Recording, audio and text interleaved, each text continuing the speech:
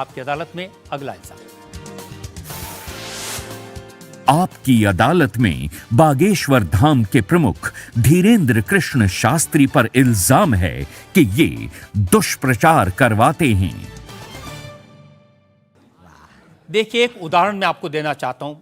YouTube पर मैं देख रहा था, एक वीडियो है आपका, और उस वीडियो को देखने से ये इंप्रेशन आता है कि जैसे प्रधानमंत्री नरेंद्र मोदी आपके दरबार में आए, और एक नहीं 3 ऐसे वीडियो हैं बागेश्वर धाम ऑफिशियल चैनल पर।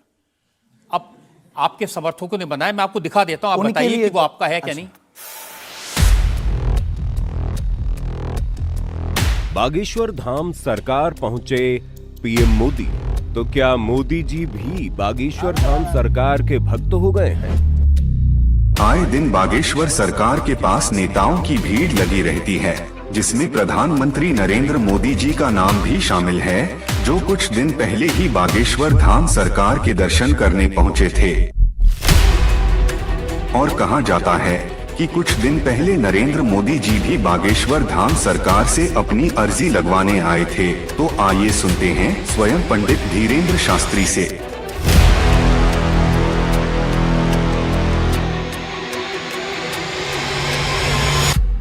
मोदी जी को ये प्रोजेक्ट करते हुए जैसे बागेश्वर धाम आए, मेरी जानकारी है कि 3 वीडियोस हैं, उनमें से एक बागेश्वर धाम का है।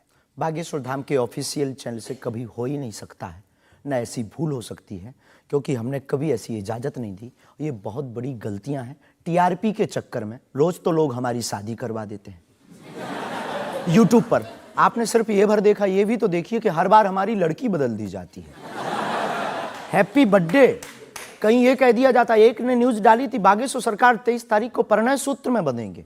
संतों के फोन आने लगे। तो ये सिर्फ मीडिया पर, चूंकि बागेश्वर धाम बहुत सर्च हो रहा, और हनुमान जी भला सर्च हो क्यों ना, हनुमान जी तो लोगों की श्वास में, ये पवन पुत्र हैं। तो लोग बागेश्वर धाम बालाजी के नाम से सर्च करते हैं, तो लोगों को जो कुछ यूट्यूब वाले हैं, सब नहीं, कुछ यूट्यूब वाले हैं जो अपनी व्यूअरशिप बढ़ाने के चक्कर में इस प्रकार का कुकृत्य करते हैं, जो दुष्प्रचार है। और बागेश्वर धाम ने इस पर अनेक बार कार्रवाई भी की, उनके खिलाफ नोटिस भी भेजा, और अनेक बार डिस्क्लेमर भी बागेश्वर दरबार में हमने दिया है कि किसी भी प्रकार की भ्रामक जानकारी से बचें। धाम का इस प्रकार से कोई भी लेना देना नहीं है। ये खुद की निजता के साथ वो बेफुजूली के कार्य कर रहे हैं, और बागेश्वर धाम इसके लिए कानूनी कार्रवाई भी करवाएगा। शास्त्री जी, प्रधानमंत्री को लेकर इस तरह की वीडियो बागेश्वर धाम के नाम से जाएं, तो आपको नहीं लगता कि ये भोले भाले लोगों के लिए मिसलीडिंग है? लोग ऐसी बातों पर भरोसा कर लेंगे। धाम से तो हुआ नहीं, कोई कर रहा हो तो खबर नहीं है,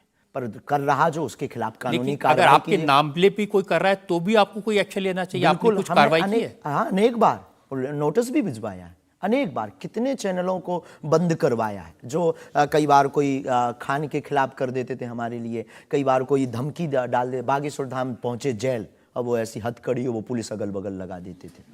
तो इनसे हमारी आपके सोच से भी प्रार्थना, इसको बहुत देखा जाएगा, आपकी अदालत को जब भी देखा जाए, इस प्रकार की भ्रामक जानकारी से बचें। हम इस प्रकार, कोई भी हमारा दरबार या कथा प्रदर्शन का विषय नहीं है, हमारी कथा और दरबार दर्शन का विषय है। तो आपकी तरफ से मोदी जी के वीडियोस को लेकर के क्या कार्रवाई की गई? इसमें अभी इसकी हमें आज पता लगा है कि मोदी जी का बना है। पूर्व में हमको वो जेएलएल वाला बताया था, हमें इसका ज्ञान नहीं है, लेकिन हम जाते ही तुरंत आपकी अदालत के बाद लीगली कार्रवाई एफआईआर अपने अमुक थाने पर करवाएंगे। अच्छा,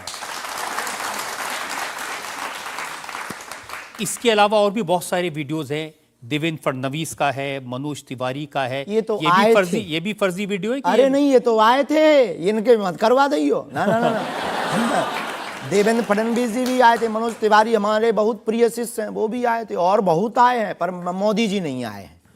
हाँ, ये बता देते हैं, तो इन पे एफआईआर जी डिलीट ना करवा दियो, आप रोक दियो। लेकिन आपके 1-2 सेंटेंसेस हैं जिसमें आप कुछ मोदी जी कह रहे हैं, मोदी जी आइए। हाँ, वो हम लंदन में दरबार में थे, ये शायद उससे अगर ये जोड़ा हो, पूरा तो देखा नहीं, उससे जोड़ा हो तो खबर नहीं, हौस नहीं।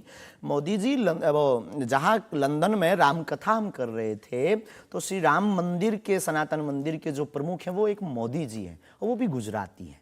तो वो दरबार में बैठे हुए थे, किसी कारण, उनकी व्यवस्था के कारण, प्रशंसा के लिए उनका जिक्र आया, तो लोगों ने शायद वो कट करके उठाया हो, हमारे स्मरण में ऐसा है। लेकिन ये भी गलत है, ये भी अपराध है। वो भी ऑफिशियली बिना लीगली सहमति लिए बिना आप कोई भी वीडियो शेयर या वो नहीं कर सकता, ऐसा कुछ नियम है तो ये भी गलत है। मैं आपको बताऊं शास्त्री जी, मैंने 40 साल हो गए मुझे पत्रकारिता में, ऐसे बहुत सारे उदाहरण मैंने देखे हैं।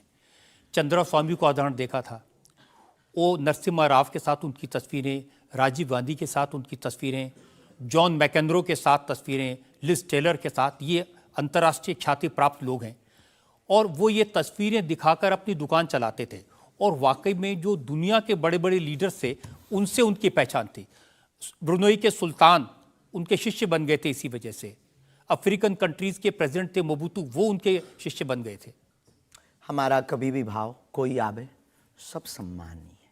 हमारा ये भाव नहीं है कि हम आपकी फ़ोटो दिखा करके लोग हमको माने। देखो, आप हमारी मीडिया पर प्रचार कर सकते हो, पर अगर दम नहीं होगी, सत्यता नहीं होगी, तो व्यक्ति एक बार आएगा, लौटकर कभी नहीं आएगा। आपको भी गाली देगा, हमको भी गाली देगा। तो ये माध्यम हो सकते हैं, साधन हो सकते, साध्य नहीं। तो हमारा ऐसा भाव नहीं, क्योंकि हमारे पास जो है वो खुली किताब है, ऊपर से नीचे तक। और हम कभी ये नहीं चाहते कि लोग देखें। अब कोई देख रहा तो वो उनकी दृष्टि और उनकी आँख है। हम तो सिर्फ ये चाहते हमें हमारा परमात्मा हनुमान जी देखें, बस। क्या चाहते हैं आप हनुमान जी से? सनातन धर्म और हिंदू राष्ट्र। फिर भी मांग पूरी नहीं होगी। अगर हिंदू राष्ट्र आप कह देंगे कि बन गया, तो हम अखंड भारत मांगेंगे।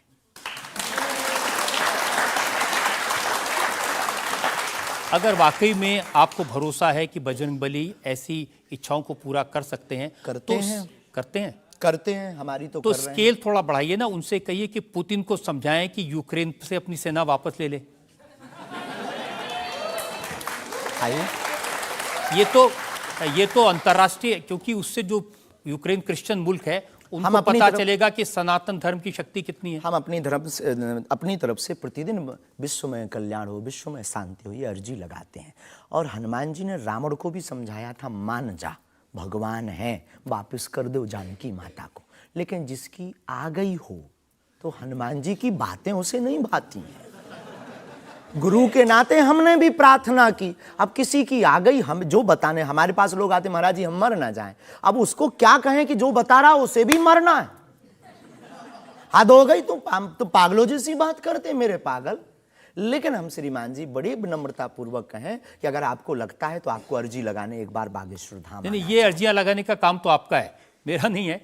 और अंतर्राष्ट्रीय विषय पर अब टर्की में इतना बड़ा जलजला आया है, इतना बड़ा भूकंप आया है, हजारों लोग मर गए हैं, तो कुछ आपको अर्जी लगानी चाहिए। बिल्कुल, हमने प्रार्थना तुरंत की और हम प्रार्थना करते कि प्रतिदिन जो भी हमारे पास है चूरन चटनी, हम अपने गुरुजी से और बालाजी से प्रार्थना करते विश्व का मंगल हो, सबका भला हो। इससे आपको फर्क नहीं पड़ेगा कि वो क्रिश्चियन कंट्री है या इस्लामिक मुल्क? बिल्कुल भी नहीं। हम तो खुद गए हैं, हम तो पूरी दुनिया का मंगल की कामना। हम उस धर्म से हैं जहाँ वसुदेव कुटुंबकम की चर्चा की जाती। सर्वे भवन्तु सुखना सर्वे सन्तु निरामया, सब में मंगल हो, मंगल भवन अमंगलहारी। हम ऐसे नहीं हैं, हम मानवता के हैं। जिसके अंदर दुख है, हे बालाजी उसके संकट, आप संकट मोचन हैं, उसके संकट मिट जाएं, हमें कोई फर्क नहीं पड़ता है। ये अच्छी बात आपने कही।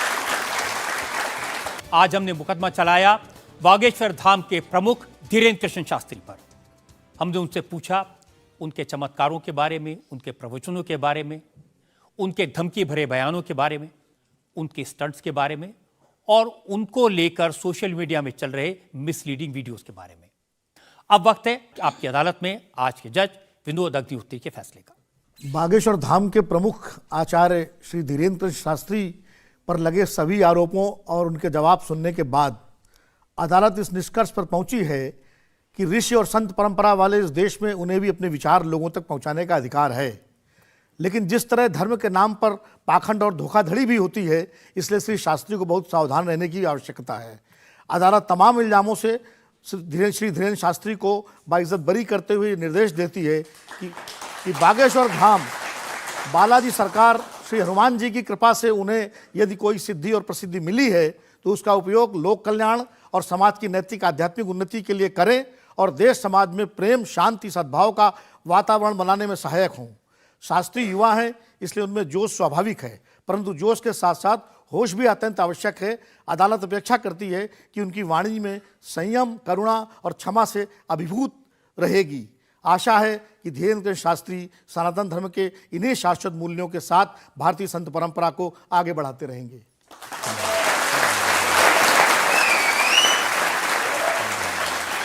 इस विश्वास के साथ कि हमारे जज साहब ने जो हिदायत दी है धीरेन्द्र शास्त्री उसका पालन करेंगे, संभल कर रहेंगे और समाज में किसी भी तरह की भ्रांतियां न फैलें, इसका ध्यान रखेंगे। आपकी अदालत का आज का मुकदमा यहीं खत्म करते हैं। अगले सप्ताह आपसे मुलाकात होगी एक नई शख्सियत के साथ। तब तक के लिए नमस्कार।